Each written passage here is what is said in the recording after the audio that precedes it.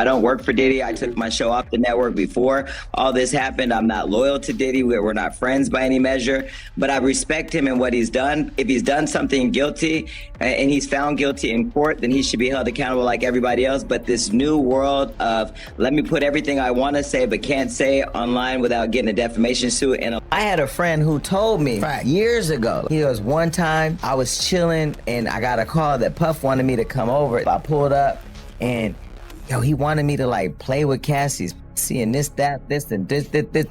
And he would sit there and film it and he was playing with himself. And in my mind, you know what I said?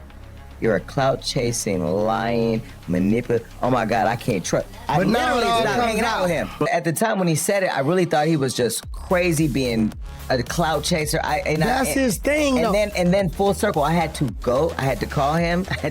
I went back to New York for some and I pulled up on him and I said, I'm sorry. Before the raids, before the apology video, before the federal case turned into one of the biggest scandals hip-hop had seen in years, Jason Lee was not just some random person watching from the outside.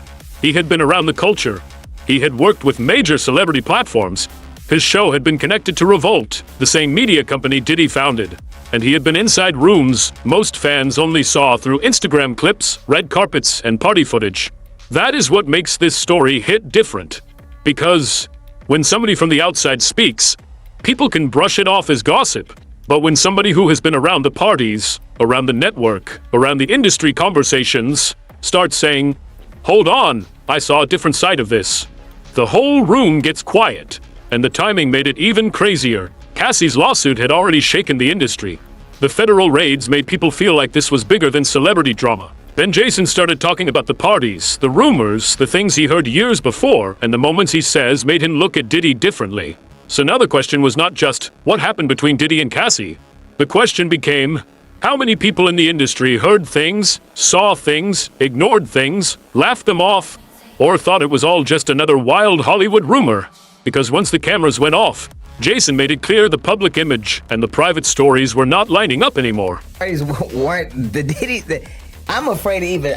we ain't talking about no white party. You're afraid to acknowledge you've been to the Diddy parties. No, I'm not afraid of it. I've been to the Diddy white parties. I've been to Diddy's birthday parties. I wasn't at Diddy after dark. I was at people act like I'm crazy when I say, I would have gone to the Diddy party. Because number one, up until a couple months ago, it did not have this reputation that there was all this seedy stuff happening. No. Everybody. It always had the reputation. Really? That's a fact. What? Really? You don't notice how... I just have never heard that. And your homosexuality radar is much more sensitive than most people. What do you mean homosexuality? You're like really concerned with making sure that you're not accidentally pulling up on a gay orgy. Who's talking about homosexual? He's trying to mix in. I'm not talking about that Diddy had homosexuality. Right? Zestiness, whatever you want to call it. No. It's just the party, right? It gets to a certain time at his parties where if you showed up there at 11 o'clock, by 3 o'clock, you're probably not remembering how you showed up at 11 o'clock. When you go to a big fancy celebrity party, to the limited extent that I've done this, I would assume the freak-offs are taking place in, the master bedroom, in a different nook of this. Like the part where everybody else is. No master bedroom. The last time I saw you was at French's house. I know, and I assumed there were some freak-offs taking place, but it was out of the line of sight of the average person at the party. But see, when you go to Diddy's party, let me say this. Maybe there's different access. I'm in the backyard. I don't go in the house. Right. Wait. What have you always heard me say? What? We don't leave the backyard. Yeah, stay in the backyard. We don't go in the house. But up until a couple months ago, if Diddy had come up to me and said, hey, we got to go in back, I'm going to show you something. Well, I said, let's go, Puff, yeah. But then what if it had showed you something? In all fairness, let me say this. Might have to take a look. In all fairness. Oh, wow. All fairness. Not if there's any unwilling participants or anything, but if he said, hey, check this out, I'm gonna say, oh shit. In all fairness, I have been in the house when the parties have been happening, like not in the back rooms or like that, and I've not seen anything crazy. Right. I can't find it on my Snapchat, but I do have a video where Cassie and everybody just dancing and having a great time. I don't know what was going on in that house. First of all, in Diddy's defense, I've never seen or heard of anybody being manipulated or forced to do. If you pulled up, never heard that either. You pulled up for your reasons. Now, I had a friend who told me years ago, like 3 years ago, we were literally having dinner in New York, and he goes, hey, man, because he used to be a Sean John model. I'm like, yo, so, we were talking about modeling, the modeling industry, and we used to do this thing where we would get together, he's straight, I'm gay, we would get together with a small group of us, and we would just eat and just gossip. It really is what it was. And he said, man, I've seen the craziest shit in this game, bro. He goes, one time, I was chilling, and I got a call that Puff wanted me to come over. This is all allegedly. He says 3 years ago.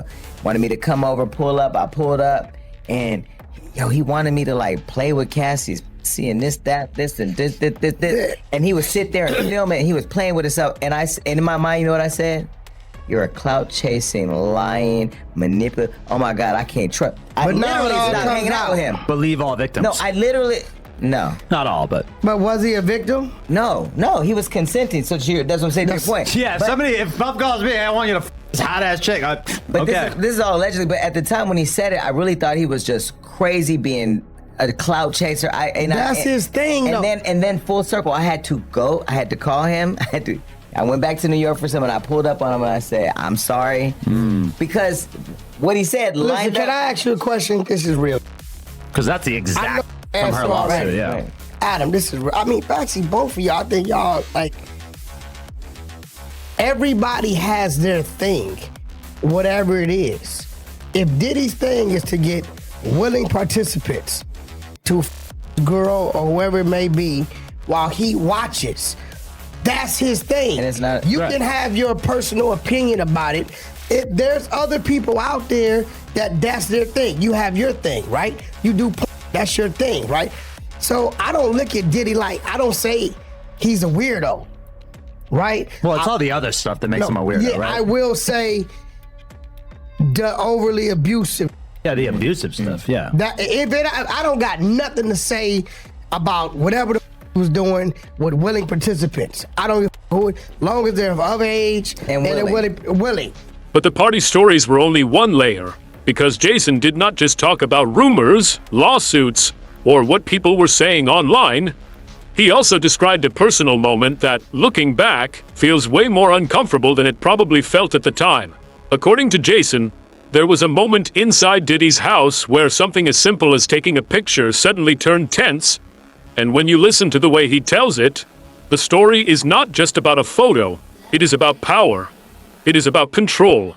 It is about being inside someone's private space and realizing the energy can shift in a second. That is why this part matters. For years, Diddy's parties were marketed like the ultimate celebrity access point. The biggest stars, the biggest rooms, the biggest flex. But after the lawsuits, after the raids, and after the video of Cassie surfaced, people started rewatching every old story with a completely different lens. A comment that once sounded like ego now sounded like a warning. A weird moment at a party now sounded like part of a bigger pattern. And Jason was basically saying, I may not know everything, but I know what I experienced. So when he starts breaking down what happened inside Diddy's house, listen closely, because this is where the story moves from industry gossip into something much darker. Like, how does that affect you? Real relationship, I'm pretty sure you've built a relationship with him respectfully over the years of knowing who he is, what he represents. Yeah. Your show was on Revolt. Yeah, I don't have a friendship with Diddy. He's not my friend. We don't hang out. We've texted a few times. I was on his network. I've been to many of his house parties. Let's start with different silos of Diddy, right? Okay, on one hand, cultural icon. He's done a lot for music, fashion, culture. He had a school, network ownership, one of the few black owners of a network. Musically, he's inspired the world for years. As a human being, he's had lots of conflict. You had Tupac's death, Biggie's death, all the drama. We had the shooting with J-Lo. Shine went to prison. Maybe he shouldn't have went to prison. There's always been these stories about Diddy being evil. I've heard he was the devil. I heard he was evil. He even once threatened me. But I don't know if it was the De Leon or Ciroc or if it just felt itself. But I was taking a picture in his house and he walked over and he said, don't you ever try me. I'm letting you know right now I'm a different type. I said, do you want to get in the picture or not? Because I'm drunk, you drunk, and I ain't about to do this with you. Yeah, he got in the picture, took the picture, he said, but you made If you don't get your crazy Dr. Jekyll, Mr. Hyde ass out of here. But you know, that was the little experience I had with him. But every text was always love. It was always cool. It was always nice to me. When I see him and Cassie together, I have a video somewhere on one of my Snapchats, them dancing through the house and having a great time, all love. I mean, I've seen Diddy have to hire extra security, almost the military, to stop people from wanting to scale the wall to get in his house, because on the other side of that wall is Beyonce, Jay-Z, and every big star you want to know. T.D. Jakes was there too, but I don't know if he was busting up. I'm just saying. Because they said that too about the good bishop. This is what I hate about the internet. If you say it is true, if you think it is true, if somebody retweets it is true, everything ain't true. I don't know. What? I'm just saying, the fact that they said the bishop was busting open, I honestly had to take a break that week, because I said what we not gonna do is take a man who's touched the world, pause, or whatever, and in a way that all of us have felt it in our spirits when we've needed to be filled up with the word of the Lord, and castrate him that way. Yeah. But anyway, back to Diddy. We saw his kids the other day in handcuffs. Did we see Ivanka Trump and Trump Jr. in handcuffs? But they daddy got they Spider-Man climbing up the wall to kill the vice president and take over Congress and stop an election. But we ain't seen a mugshot or nothing, because we're teaching people watching. Black and brown gonna be treated one way, white gonna be treated another way. Black and brown gonna be cannibalized and evil and vilified. White folks, it's a misunderstanding. We won't call a mass shooting in this country terrorism because white people killing everybody. We gonna call it a debate over guns. No, it's terrorism when you go into school and kill 6-year-olds. This, you know, Kamala Harris, biggest issue I have with her is that she just has not been able to put her feet solid on the ground with the culture and understand. She said that America's not racist, and now is running around to every black church that will welcome her in there because she got some white person advising her telling her that's the way to get the black vote. So I feel very passionately about these things. I think with Diddy, what we're watching is we live in an era where celebrities got to be careful and got to be fearful at all times, because all I got to do is put everything I want to say about you in a lawsuit. Let TMZ or Hollywood Unlocked or anybody run the lawsuit, because you can't sue a lawsuit. It's a public document, so it got out to the public. So they did their dirty work. And then, regardless if you're guilty or not, you're gonna lose everything. For sure. And then by the time you get to court, you lost it all, and okay, yeah, you didn't do it. It's crazy. So I'm not saying that Diddy didn't do it or he did do it. I think if he goes through his process like R. Kelly did, but we saw the R. Kelly tape, so we knew he did that. Y'all kept dancing in the name of love and asking if you could fly. You saw what that did to that little kid. Yeah. But anyway, with Diddy, we didn't see all this stuff. I saw him and Cassie embracing each other, dancing, and you know, whatever. And then she said what she said. We don't know if it happened or didn't happen. We know she got a bag. We don't know how much. And then that opened the floodgates to dogpile on Diddy, and Diddy's lost it all. He's lost a school that was helping black kids. He's lost his clothing line that none of us were buying, Sean John over at Macy's. He lost Revolt. He lost his Grammy nomination. He lost the deal with Ciroc. He was getting $50 million a year. Don't get that deal's gone. He's lost it all. And then we're happy about that. I don't understand. No, we're not. Online, not us. I'm not happy or not happy, but I'm just like, wow. Because what you're saying is propaganda, right? It's something that's shunned or like, hold on, shh, on one side, but on the other side, it's magnified to say these type of people are bad. When I look at the whole situation, I'm saying to myself, I don't know what side to take, and I'm not going. It's just too much to handle. Mm-hmm. But I see what's happening, and too many people are being affected. Me being a father, what does his children think? It's not fair, right? And I think one of the things for me is it's a lot of people that live vicariously through you, indirectly and directly, that is impacting your life. I know it's, beautiful twins, and I'm saying to myself, they're at an age now where, do they even go to school? Mm-hmm. How is that even happening? Mm-hmm. And, obviously, his sons was in handcuffs, and those are just the things that I'm like, yo, but Banka, Donald. I know Justin. I don't know Christian as much as I know Justin, and I've known Quincy prior 15 years. And this is where the story starts splitting into two completely different conversations. On one side, you had people saying, let the courts handle it.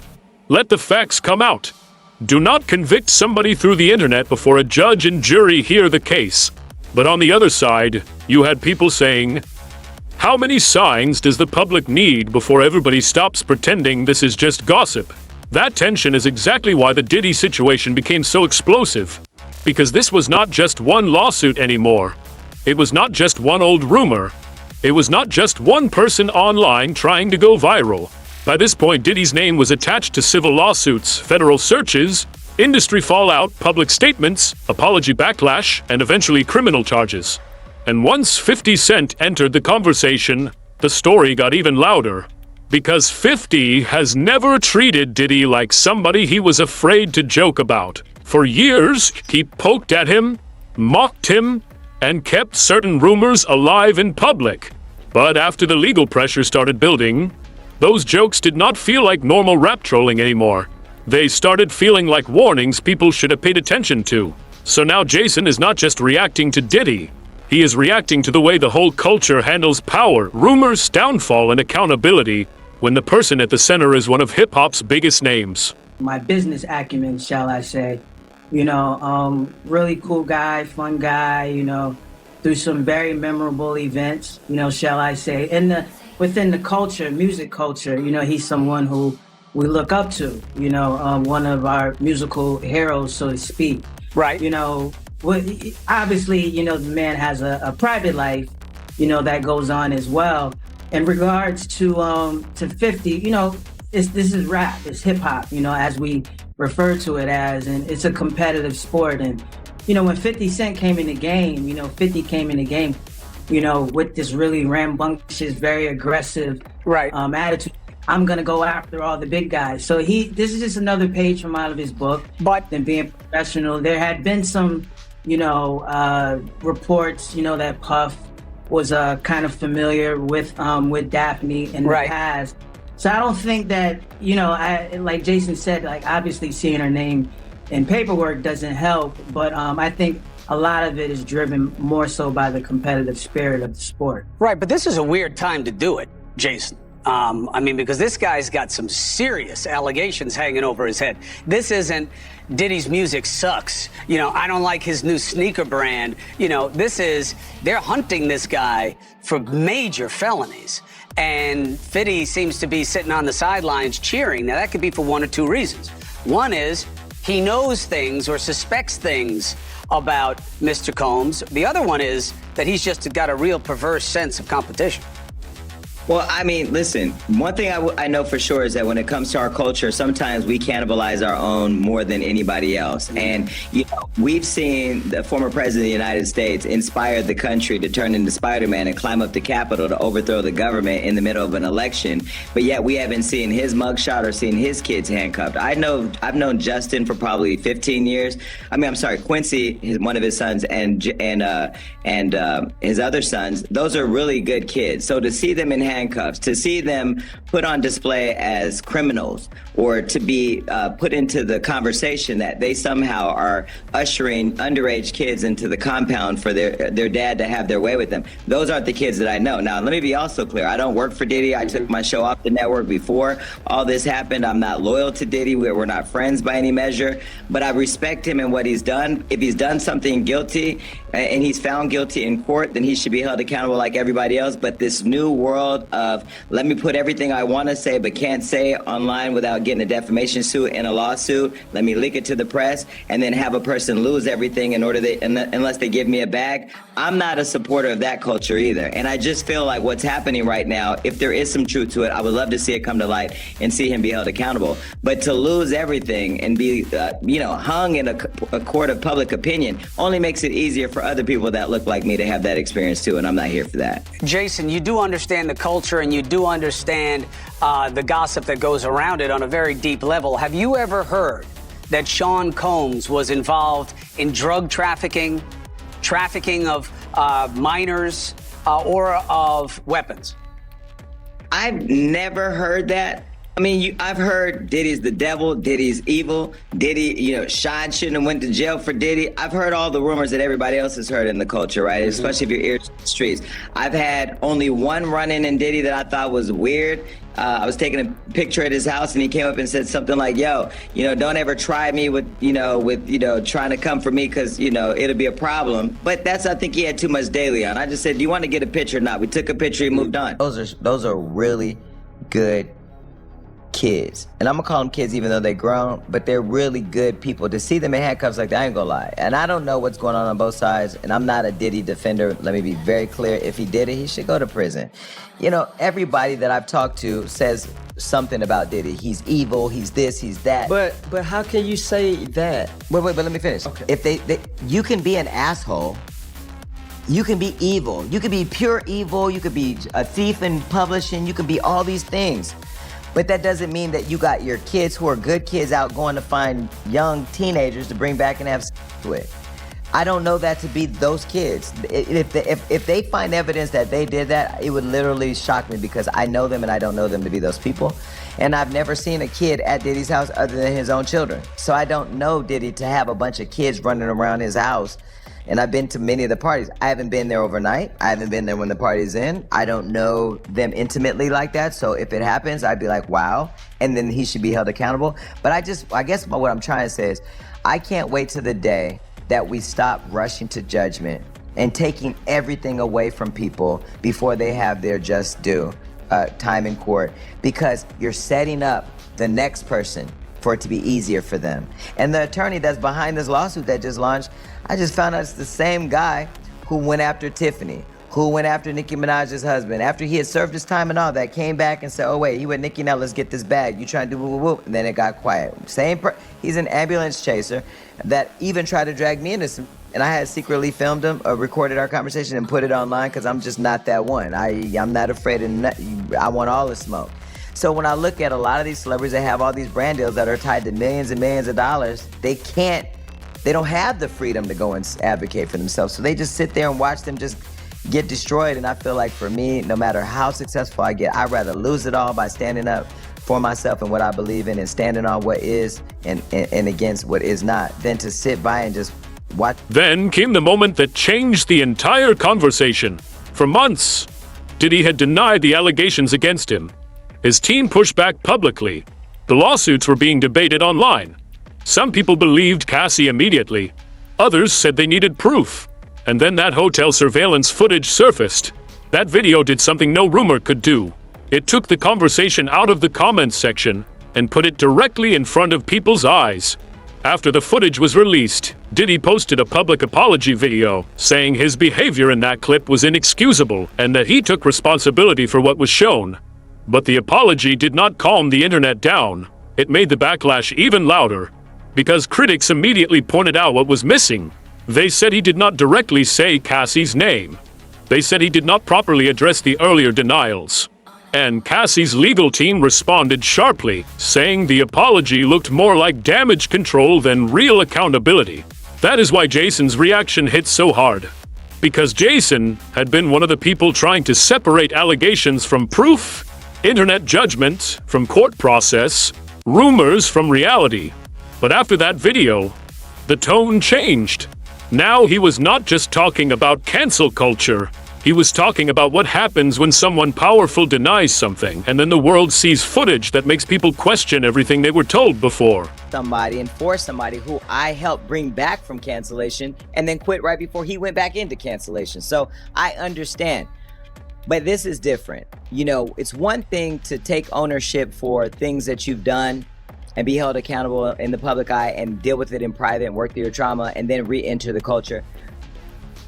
But Diddy said he didn't do it, and then now this video proved that he did. So you were gaslighting us into believing that you were another black man being taken advantage of and lied on, when really you paid that millions of dollars and paid that $50,000 hotel to hide us from seeing you for who you are.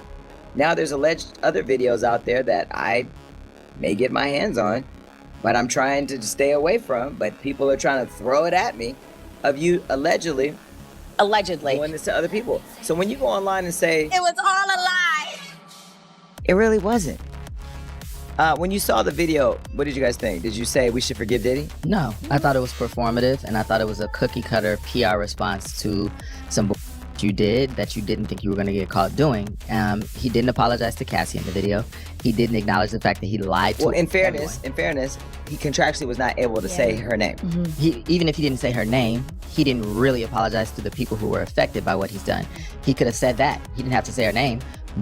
And he also didn't acknowledge the fact that he blatantly lied to everyone via social media the week before, 2 weeks before. Like, bro, it was so performative to me. It's so obvious too. It just came out because he got caught. That's it. If the video never came out, we would never get any type of ownership. Well, Diddy's video apology was not received well at all. Now, the first people to react was Cassie's legal team, and this was a statement that they released. One of Cassie's lawyers, Meredith Fire Talk, issued a statement Sunday saying Combs' most recent statement is more about himself than many people he has hurt. She adds, when Cassie and multiple other women came forward, he denied everything and suggested that his victims were looking for a payday. Of course, she's referencing Diddy's strong denial in December.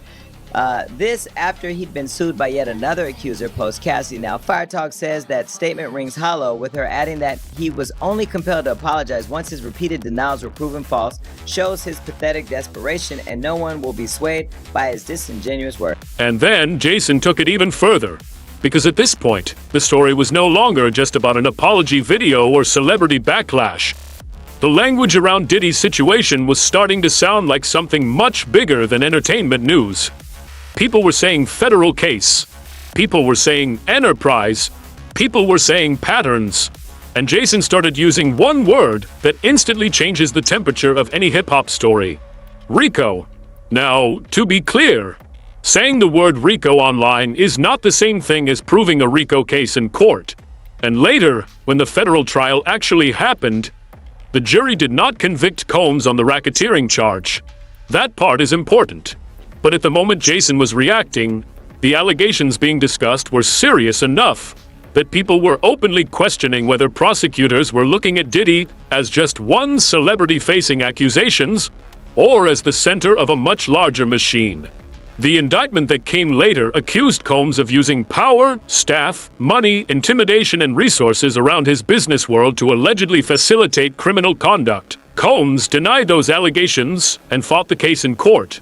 But when Jason looked at the lawsuits, the raids, the alleged recordings, the people being contacted, and the industry whispers piling up, he saw the same thing a lot of viewers were starting to see. This did not feel like one scandal anymore. It felt like the walls were closing in from every direction. Well, of course, 50 Cent was having a field day. By the way, 50 Cent privately is a nice guy. Like, 50 Cent is nice in person, but he's a terrorist on social media. This is what 50 had to say about Diddy on social media when the assault video dropped. Remember? Here, look. He posted this, enough is enough. And then he went on saying, the lie detector has determined this was a lie, Maury vibes. He posted that when Diddy's assault stuff first happened. And then when he apologized, this is what 50 said. This is not going to work. Who is advising him right now? Shaking my head, bad move. And then he promoted his cognac. Another denial post resurfaced along with Diddy's 2022 BET Awards Lifetime Achievement speech. Now, I was sitting in the front row when he said this because that was also the speech where he shouted out his baby moms and stuff with Young Miami sitting right there holding up a poppy sign or something. Remember, we talked about that on the show.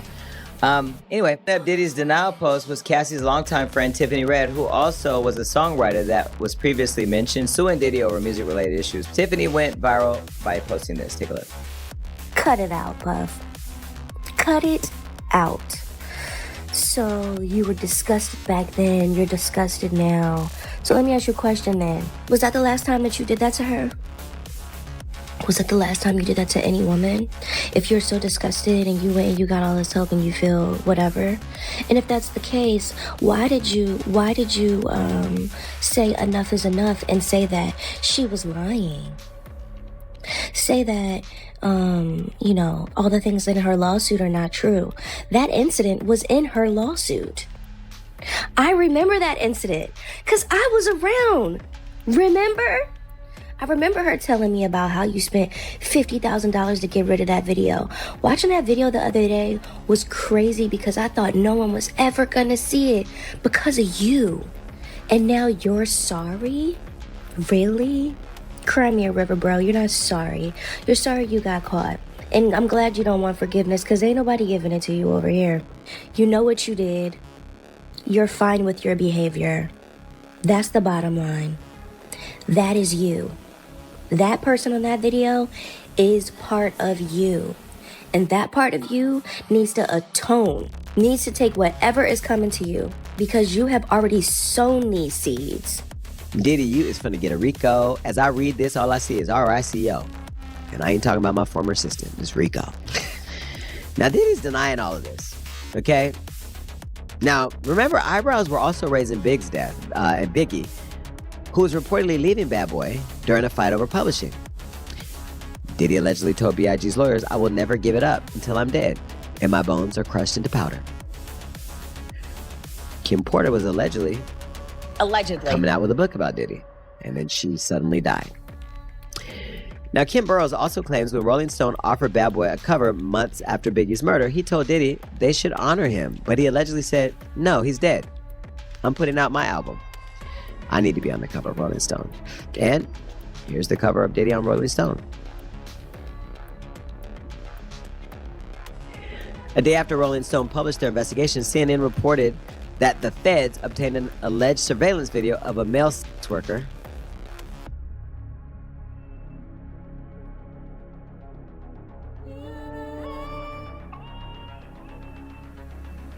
inside Diddy's home. Now, I know a male sex worker that was in Diddy's space once who told me that he allegedly was asked to mess around and play with Cassie in front of him and while Diddy masturbated and filmed it all. And I remember 3 years ago saying, "You're insane. There's no way." Like, I thought he was a clout chasing ass, lying ass whore. If he's on the tape, baby, I know I'm getting that exclusive because I know exactly what it is. Well, the tape was reportedly obtained during the March raids. And whomever the feds can identify on the videos and photos, they are contacting them for their probe. Shouldn't say the word probe here, right? It's in the teleprompter. Well, one person identified as a male sex worker claiming to have been victimized by Diddy. So the feds are planning to use him as a witness in a possible grand jury indictment, along with the accusers who have filed civil lawsuits against Diddy. I would ask the question, did he do it or did he not do it? Diddy did it in terms of what we saw in the video, but do you think Diddy did all this? Yes. Yeah, and then some. Not to mention, we didn't mention that he allegedly blew up the car, Kid Cudi's car. Now, they asked me recently on News Nation, is Diddy connected to a street gang? All these rappers and singers are connected to street gangs. Street gangs are the underbelly of this industry. Now, I'm not going to get too deep into who the people are because I like some of them. And I'm okay with some of them because in order to make things move, in order to make things not go awry, sometimes the street people are actually the people that keep this thing grounded. Because there's a lot of these artists out here that got their money to go kill this, go beat this, go bring this person to me. Bring this person to me is words for kidnap. Because you ain't bringing me to nobody unless I want to go. If you pull up at my house and tell me I need to go somewhere, you're attempting to kidnap me. I'm reporting you and I'm going to testify. I'm waiting for an indictment so I can go to court every day dressed in all of that Alexander McQueen and point fingers and tell. And I'm going to tell on everybody. Now, I will say it's sad to see an icon like Diddy, who's so important to the culture, fall. But I actually love the fact that a lot of you are starting to be held accountable because this industry is built on a lot of people's ego and power trips where you think you can do whatever you want to people. And then there's people like me out here with all the money getting taken advantage of. That I'm over that too. That's why none of you are allowed to come over anymore. But Diddy, it's sad to see it, but if you're as evil as they say, this is karma reaping its revenge. And I know that people probably expect me to defend Diddy because I have been the one saying I gotta be fair until I see it in court. And I still think he needs to go through his court process. But the walls are closing in. And I think, I'm gonna say now, I think we're gonna see Diddy in handcuffs. Not that we want to. We've already seen his kids. But I think we're gonna see Diddy in handcuffs, or we're gonna see something that we've never seen before. Remember, they took Pudding Pop Bill to prison for a long time thinking he was guilty. He was found guilty and then he got out. So what make you think they're not gonna make any of this stick to Diddy? We seen the video. We didn't see Pudding Pop Bill pop pills, but it was enough to get him in jail. We seen him beat the girl. And we've yet to hear from Cassie.